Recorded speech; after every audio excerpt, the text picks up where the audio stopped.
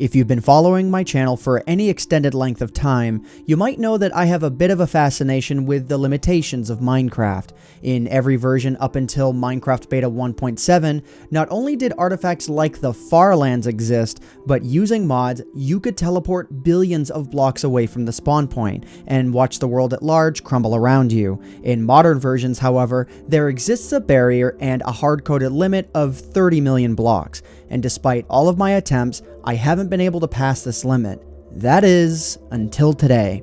Today, in modern versions of Minecraft, we are going to shatter the 30 million block limit. We are going to remove the world border from Minecraft and generate terrain thought to be gone forever. Let's do this. Seemingly out of nowhere, Twitter user Iykury sent me rough instructions on how to decompile Minecraft, modify its code, and recompile it. In this example, he sent me instructions on how to remove not only the hard wall at 30 million blocks, but also how to generate new terrain beyond 30,240 blocks away, which in the first video that I made for this new style of content, I tried to break that limit, but I couldn't. So I followed his instructions after doing a little research on my own for how to properly decompile and recompile the game. I fired up the modded version, teleported past the world border since you could already do that, and yeah, it worked. Terrain now generates far beyond the world border. But that world border, that thing's preventing me from building, preventing mobs from spawning naturally, and I also lack the ability to teleport beyond 30 million blocks. So let's fix literally every one of those problems.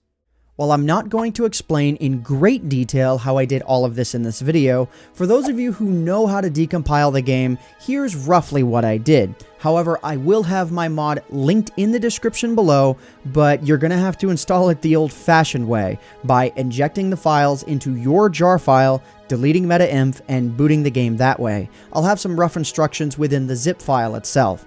So using Windows Explorer, I ran a search for all instances of the number 30 million written a few different ways, and I changed them to 2.147483 billion, and changed any pertaining to the world border to twice that number since it works by a diameter.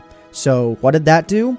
Well, I can now teleport over 2 billion blocks away using in-game commands, and the world border has moved with it. And world generation is mostly smooth this far out, since the game no longer thinks any position beyond 30 million blocks is any sort of illegal position or illegal chunk.